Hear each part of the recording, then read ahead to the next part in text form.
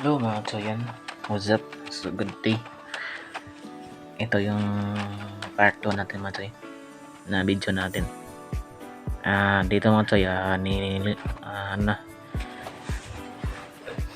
nilagay ko na mga Choy yung minasa doon sa yung pinalagyan natin ng mga kabilya mga Choy.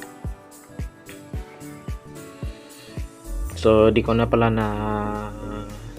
nalagyan ng harang-harang sa may gilid mga Choy dahil tambakan naman kasi ito ng lupa Choy. So naman Choy, yung pagtambak ng lupa dito Choy, di ko pala na-videoan dahil puno natin yung cellphone mo Choy, yung CP natin. So bang puno na sa storage mo Choy, kaya hindi na kasi yung storage natin, kaya ito lang muna natin na videohan mo Choy. So yun lang Choy, panoorin na lang natin Choy, at huwag kalimutan mag-subscribe and click na notification bell mo Choy, para lagi kayong updated sa mga next nating mga video mo Choy.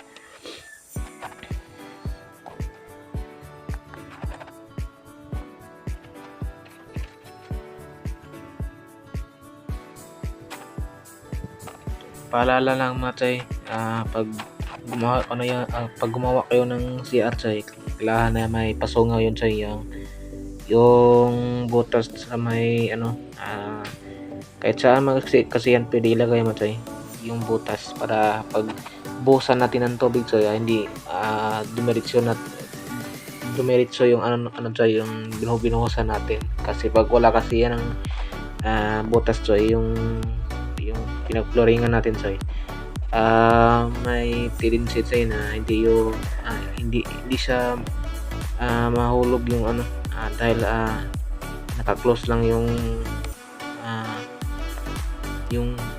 lalim Choy, kailangan kasi may pasungaw Choy.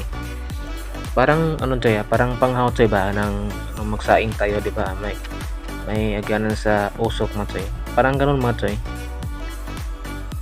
So yun nga mga Choy, paalala lang pag gumawa kayo ng kailangan talaga na may butas Choy, para pagbuhusan ng tubig dumiretso agad yung tubig Choy.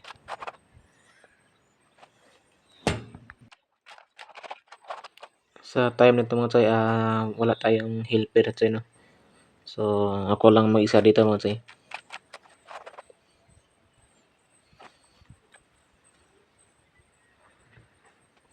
Pag trabaho talaga mga Choy, kailangan talaga may helper Choy. Mahirap pag ikaw lang isa Choy,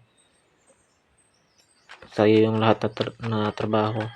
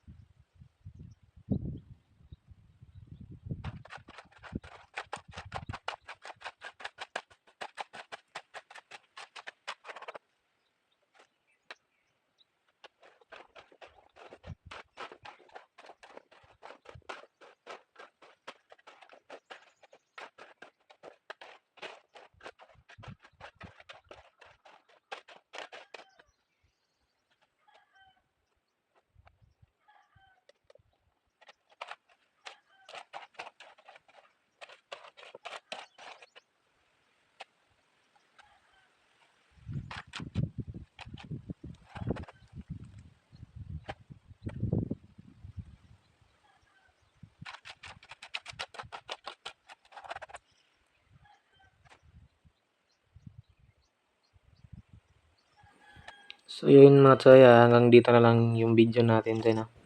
So salamat sa panonood nyo Choy, na tinapos yung video natin. At subscribe naman Choy, at click that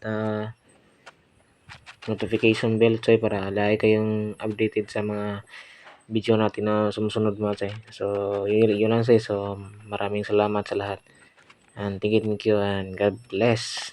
Goodbye.